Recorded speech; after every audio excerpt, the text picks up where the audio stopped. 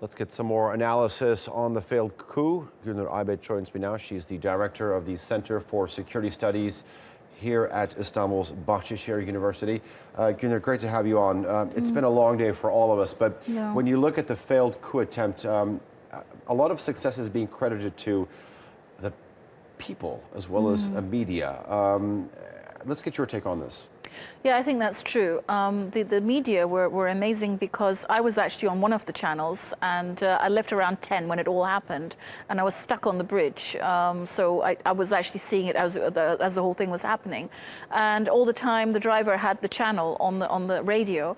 And from the very beginning, they decided to broadcast everything and to, take a very sort of anti-coup stance. And we could see this happening throughout the evening with lots of other channels. And they continued broadcasting throughout the night. So I think that was really important. When the president was on two of these channels through his phone and urged the people to take to the streets, and they did. I think that was a big turning point. But also, I think another contributing factor was this is a very small group, small fraction within the wider armed forces, and they didn't really have the support of the wider armed forces, because we're seeing all these senior officers, generals coming out and condemning it and saying this was not normal in the chain of command. And the recent arrest actually is one general who was quite high up. I think he's the head of the Second Army. So that's been the most senior arrest that we've seen so far. But by and large, the other generals were not really that senior in the sort of structure of the Turkish general staff. So I think because it was a smaller group, and also the thing I saw on the bridge was that, yes, I mean, it was pretty scary because they were pretty determined and they'd blocked off the entire lane and, they had their rifles and they were shouting at people, but it was a small group. And I realized as I was watching things unravel throughout the evening when I finally managed to get home, because there were a lot of roadblocks, but was watching it on the television, I could see that, they had taken over some strategic pinpoints and buildings, but they couldn't hold on to them for very long because in each strategic holding that they'd taken, the numbers, again, were not that high. So 50 to 100 men. I believe about that number stormed TRT last night as well, so TRT World last night as well. We had so to go off air. So this does differ in a lot of ways with the previous coups that we actually seen in Turkey's history in the last 50 years. Yeah, exactly, because when you look at previous coups, for example, let's take the 1980 coup. I mean, this was orchestrated by a handful of very senior generals, one of them being the Chief of General Staff. And you had the whole apparatus of the army out there taking control immediately. I mean, last night what you saw was sporadic taking over of certain places by smaller groups. And they moved swiftly. You have to sort of give them credit for that.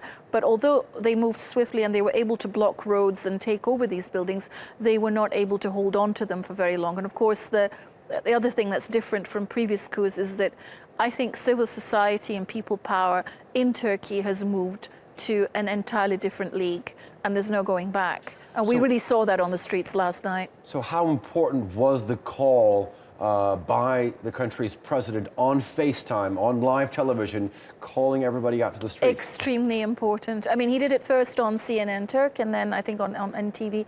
I was watching this and it's really important that you see something coming out of, for example, a channel that is known to be more critical of the government, actually broadcasting the president on FaceTime, urging people to take to the streets. And, I knew quite a lot of people who were out there last night.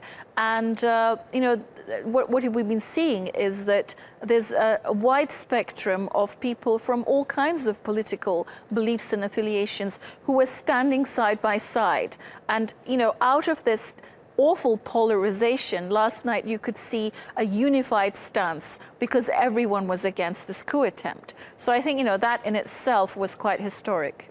So how important did the role of social media play in this? Because social media has been been I know. criticized in this country in the past before.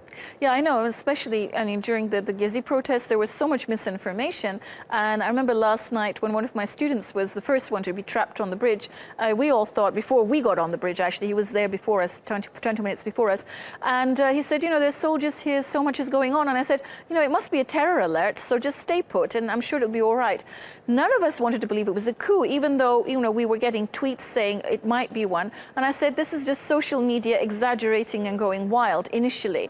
But once you're on the bridge and you could see that, and for, I think social media last night was much more responsible, should I say, or sensible than it had been in the past, because you know, they were actually, you know, relaying events as they were happening, rather than, you know, creating a lot of sensationalism. So we were actually following what was happening in real time from social media as well. Is this the end of the Fethullah Gülen terrorist organization then?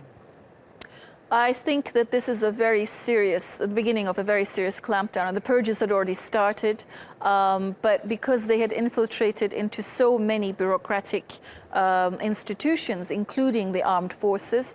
But I think, you know, this is going to create such a clean sweep of their presence in the armed forces. It's going to be quite profound. Okay, Gulnur Aybet from Istanbul's Bahçeşehir University, we thank you very much for joining us here. It's been a long day for us, but we really do appreciate it.